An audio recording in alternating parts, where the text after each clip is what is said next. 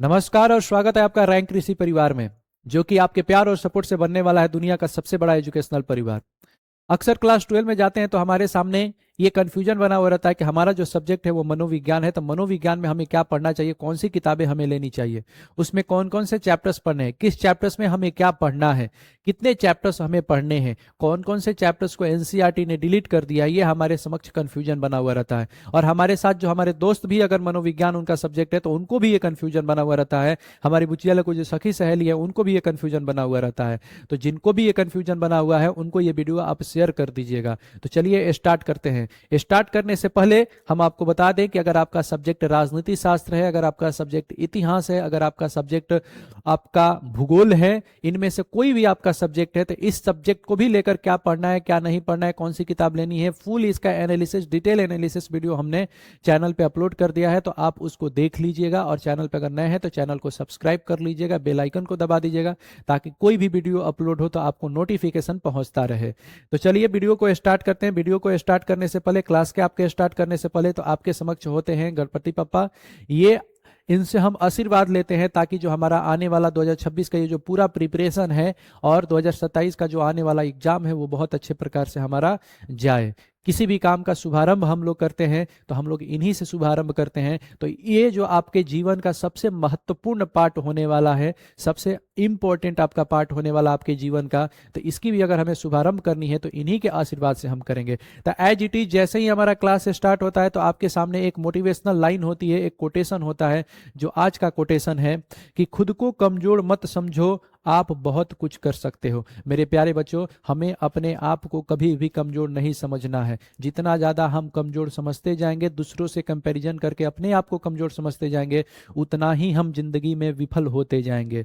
तो हमें अपने आप को कभी भी कमजोर नहीं समझना है। हम किसी से भी कमजोर नहीं है। वो अलग बात है कि हमारे अंदर कुछ और क्वालिटी है, किसी के अंदर और कोई क्वालिटी है, तो उससे हमें कंपैरिजन नहीं करना है। हमें जब भी कंपैरिजन करना है तो अपने आप से अपने आप का कंपैरिजन करना है। जितना ज़्यादा हम अपने आप पर बिलीव रखेंगे, जितना ज़्यादा हम अपने आप पर विश्वास रखेंगे, उतना ही ज़्यादा हम जिंदगी में नई नई ऊंचाइयों को छुएंगे। तो हमें कभी भी अपने आप को कमज़ोर नहीं समझना है, ये याद रखेगा। और इसी कोटेशन के साथ में आप अपने ज़िंदगी की इस महत्वपूर्ण जो पार्ट है उसकी शुरुआत कीजिएगा। तो चलिए स्टार्ट करते हैं और जानते हैं कि क्या हमें पढ़ना है, कौन सी किताबें हमें खरीदनी है। तो जब आप दुकान वाले भैया के पास जाइएगा तो आप मनोविज्ञान का किताब मांगिएगा कि हमें एनसीईआरटी का किताब दे दीजिए मनोविज्ञान का। और एनसीईआरटी का जो किताब है मनोविज्ञान का, उसका कवर पेज ऐसा ही दिखाई देगा मेरे प्यारे बच्चों। तो आपको एनसीईआरटी की यही मनोविज्ञान की किताब खरीदनी है। अब इसमें कितने चैप्टर्स पढ़ने हैं, तो जो पुराना वाला आपका एनसीईआरटी था मेरे प्यारे बच्चों, तो उसमें टोटल आपको 9 चैप्टर्स पढ़ने थे।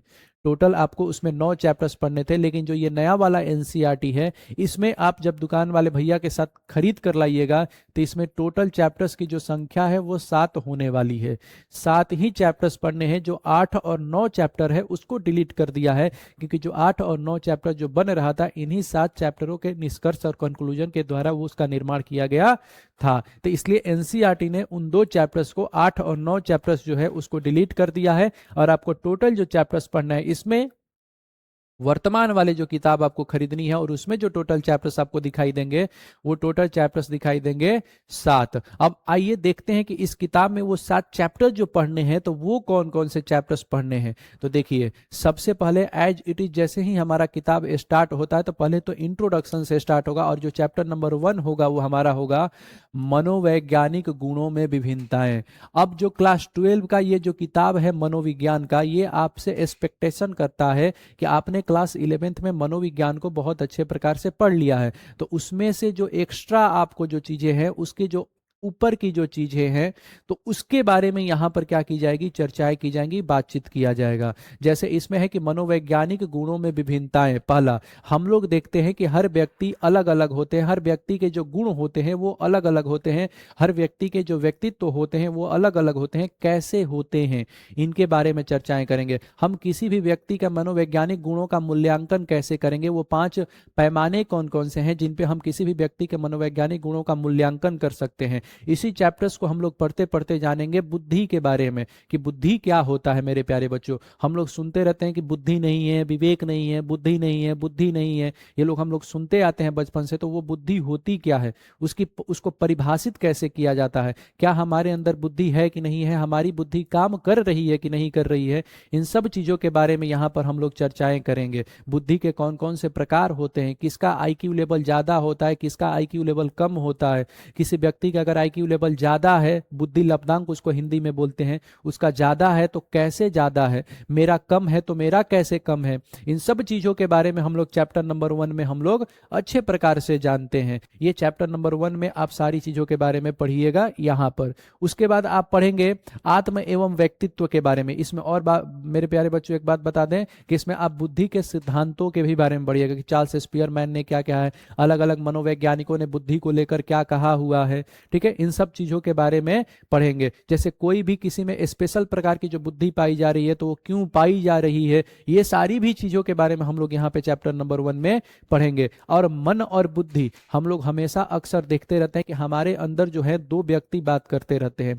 एक जैसे कोई ना कोई कुछ बोलता है, एक कोई ना कोई कुछ बोलता है। हमारे अंदर ऐसा लगता है कि कोई बात कर रहा होता है, तो हमारे अंदर जो बात कर रहा होता है वो होता है मन और बुद्धि। अब यही मन और बुद्धि कैसे हमें समझ में आएगा कि कौन मन है और कौन बुद्धि है, ये जब चैप्टर नंबर 1 आप पढ़ लीजिएगा तो बहुत अच्छे प्रकार से आपको मेरे प्यारे बच्चों समझ में आ जाएगा कि इसमें क्या होता है मन और कौन होता है बुद्धि, और क्यों हमारे अंदर वो दोनों बात करते रहते हैं, और क्या किसकी बात मानते हैं तो हम समस्या में नहीं फंसते हैं और किसकी बात मानते हैं तो हम समस्या में फंस जाते हैं। इसके बारे में हम लोग पढ़ेंगे चैप्टर नंबर 1 में। चैप्टर नंबर जो 2 है आपका आत्म एवं व्यक्तित्व, यहां पर आप देखिएगा तो इसको स्व भी बोला जाता है। स्व मतलब हम खुद के बारे में जानेंगे, हम लोग खुद के बारे में जानेंगे। जैसे हम लोग बोलते हैं ना सेल्फ रिस्पेक्ट के बारे में, हम लोग बोलते हैं ना सेल्फ असेसमेंट के बारे में, मतलब हम आत्म प्रतिवेदन के बारे में बात करते हैं, हम लोग खुद के रिस्पेक्ट के बारे में बात करते हैं। तो ये सब होता क्या है, हम पहले कौन हैं,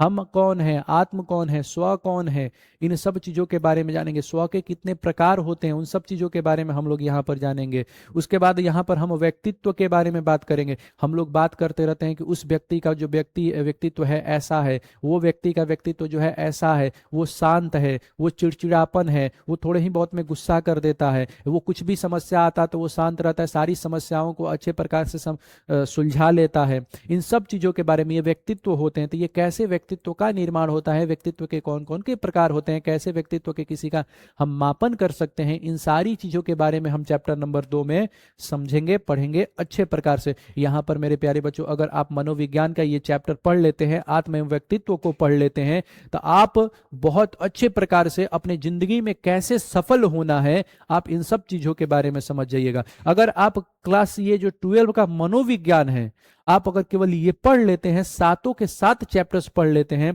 तो आपको जीवन में सफल होने से कोई नहीं रोक सकता है। अगर आप पढ़ लेते, कहीं पे भी आप पढ़ रहे हैं, ऑनलाइन ऑफलाइन कहीं पे भी पढ़ रहे हैं, कोई भी अगर डिटेल पढ़ा रहा है, डिटेल पढ़ाने के साथ साथ आपको प्रैक्टिकली समझा भी रहा है कि कैसे उसे अपने जीवन में उतारना है, तो आप अगर ये सारी चीजें समझ ले रहे हैं और अपने जीवन में उतार भी ले रहे हैं, तो आपको कोई भी जिंदगी में सफल होने से नहीं रोक सकता है। और कोई किसी भी प्रकार की समस्या को आपकी जिंदगी में आए, आप उन सारी समस्याओं का समाधान ढूंढ लेंगे। उसके बाद मेरे प्यारे बच्चों चैप्टर नंबर 3 में आपको पढ़ना है कि जीवन की चुनौतियों का सामना। हमारे जिंदगी में हम जिस जिस लेवल पर जाते हैं, हमारे जिंदगी में अलग अलग चुनौतियां आती हैं। जब हम बच्चे रहते हैं तो हमारे बच्चों जैसे जो बच्चे होते हैं उनके जिंदगी में अलग समस्याएं होती हैं। जब हम वयस्क होते हैं तो उस समय जिंदगी में अलग समस्याएं होती हैं। जब हम लोग और आगे बढ़ते हैं अपने जिंदगी के पड़ाव में, तो हमारे जीवन में अलग समस्याएं मानसिक स्तर पर होती हैं, साथ ही साथ शारीरिक स्तर पर भी होती हैं। तो उन सारी समस्याओं का कैसे हम समाधान निकाल सकते हैं, वो सारी समस्याएं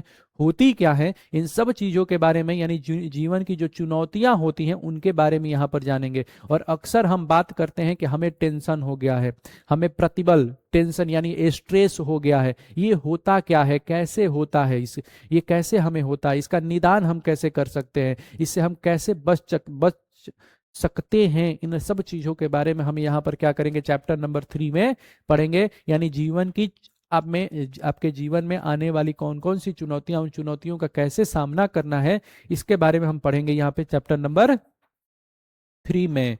उसके बाद जो चैप्टर नंबर 4 आपका होने वाला है वो होने वाला है मनोवैज्ञानिक विकार। हमारे दिमाग में मानसिक स्तर पर बहुत प्रकार के विकार उत्पन्न होते रहते हैं, जिनमें सबसे ज्यादा जो होता है, हम लोग बोलते रहते हैं हम अवसाद के रोगी हो गए हैं, हमें डिप्रेशन हो गया है। ये डिप्रेशन होता क्या है, मानसिक विकार है क्या? हमें जैसे एक आप शब्द सुनेंगे सामान्य, कोई व्यक्ति है सामान्य, कोई व्यक्ति है असामान्य। तो असामान्य क्या होता है, वो असामान्य, उसको कौन कौन से विकार हैं जो उसे असामान्य बना रहे होते हैं, इन सब चीजों के बारे में आप चैप्टर नंबर 4 में पढ़िएगा। जब चैप्टर नंबर 4 में ये विकारों के बारे में आप पढ़ लिए कि मानसिक स्तर पर कौन कौन से विकार होते हैं, जब इन सब चीजों के बारे में आप पढ़ लीजिएगा, तो चैप्टर नंबर जो 5 होने वाला है आपका चिकित्सा उपागम होने वाला है। यानी कि चैप्टर नंबर 5 में उन विकारों को कैसे समाप्त किया जा सकता है, उसका कैसे निदान किया जा सकता है, उसके कैसे दवाओं, कौन कौन सी दवाएं हम चला सकते हैं, कौन कौन से ऐसी चीजें हैं जिनका, कौन कौन से ऐसे उपाय हैं जिनको हम अपनाकर उन सारे मानसिक विकारों को, मनोवैज्ञानिक विकारों को हम ठीक कर सकते हैं, वो हम लोग पढ़ेंगे, चर्चाएं करेंगे चैप्टर नंबर 5 में। यानी चैप्टर नंबर 5 आपका पढ़ना है चिकित्सा उपागम के बारे में। उसके बाद मेरे प्यारे बच्चों चैप्टर नंबर 6 जो पढ़ना है अभिवृत्ति। अभिवृत्ति मतलब हो गया, इंग्लिश में इसे बोलते हैं एटीट्यूड। तो इसका निर्माण क्या होता है, इसकी परिभाषा क्या होती है, इसके प्रकार क्या होते हैं, और उसका हमारे दोस्तों के, हमारे सामाजिक जो क्षेत्र होता है, सामाजिक जो चीजें होती हैं उस पर उसका क्या प्रभाव पड़ता है, इन सब चीजों के बारे में हम लोग पढ़ते हैं चैप्टर नंबर 6 में। उसके बाद चैप्टर नंबर जो 7 है मेरे प्यारे बच्चों, इसमें हम लोग पढ़ते हैं समूह के बारे में कि समूह होता क्या है, कौन कौन से समूह होते हैं, कैसे समूहों का निर्माण होता है। व्हाट्सएप वाले ग्रुप नहीं, व्हाट्सएप वाले ग्रुप का भी निर्माण कैसे होता है, उसे हम लोग क्या बोलते हैं, अंतः समूह क्या होता है, बाह्य समूह क्या होता है। इन सब चीजों के बारे में हमें चैप्टर नंबर 7 में क्या करने हैं, पढ़ने हैं और जानने हैं मेरे प्यारे बच्चों। जब इन सब चीजों के बारे में आप पढ़ लीजिएगा, आप मनोविज्ञान के ये पूरे टोटल 7 चैप्टर्स को पढ़ लीजिएगा, तो आपको जिंदगी में कौन कौन सी समस्याएं आती हैं, उन समस्याओं का समाधान कैसे हमें निकालना है, ये सारी चीजों के बारे में आप यहां पर समझ जाइएगा। और क्लास 12 का मनोविज्ञान पढ़ने के बाद आपको जिंदगी में सफल होने से कोई नहीं रोक सकता। अगर कहीं पे भी आप पढ़ रहे हैं, ऑफलाइन पढ़ रहे हैं, ऑनलाइन पढ़ रहे हैं, किसी भी टीचर के पास पढ़ रहे हैं, अगर वो डिटेल से पढ़ा रहे हैं तो समझ जाइए कि आपका ये सब्जेक्ट जो है एकदम जिंदगी भर आपके काम आने वाले हैं। आप अगर शादी भी हो जाएगा तो आप इस सब्जेक्ट का इस्तेमाल कर सकते हैं। आप जीवन के किसी भी पड़ाव पे जाएंगे तो आप इस सब्जेक्ट का, और इस सब्जेक्ट में जिन चैप्टर्स को आप पढ़ेंगे, इन चैप्टर्स को पढ़ने के बाद उन सारी चीजों का आप इस्तेमाल कर सकते हैं। यही आर्ट्स की, ह्यूमैनिटीज वाले सब्जेक्ट की मेरे प्यारे बच्चों खूबसूरती होती है कि हम उसे पढ़ते हैं तो उसे हम केवल और केवल 11-12 में ही नहीं इस्तेमाल कर सकते हैं, उसे जिंदगी पर्यंत यानी जीवन पर्यंत हम उन सारे सब्जेक्ट को और उन सारे विषयों को, जो टॉपिक्स हैं, उनके बारे में हम लोग क्या कर सकते हैं, अप्लाई करते हैं। अप्लाई करने के बाद उससे जीवन में आने वाली समस्याओं का भी हम लोग निदान करते हैं। तो मेरे प्यारे बच्चों, आपको मनोविज्ञान में सिर्फ यही एक किताब पढ़नी है और उसमें यही 7 चैप्टर्स पढ़ने हैं। जो पुराना वाला बुक है उसमें 9 चैप्टर्स पढ़ने थे, जिसमें से 8 और 9 नंबर जो चैप्टर्स है वो डिलीट कर दिया गया है। तो यही टोटल आपको 7 चैप्टर्स क्या करने हैं, पढ़ने हैं और जानने हैं। आई होप कि बहुत अच्छे प्रकार से आपको समझ में आ गया होगा कि आपको अपने सब्जेक्ट मनोविज्ञान अगर मनोविज्ञान है तो उसमें क्या पढ़ना है, क्या नहीं पढ़ना है, कितने चैप्टर्स पढ़ने, कौन कौन सी किताबें खरीदनी है, उन चैप्टर्स में आपको क्या पढ़ना है। अगर चैनल पे नए हैं तो चैनल को सब्सक्राइब कर दीजिएगा।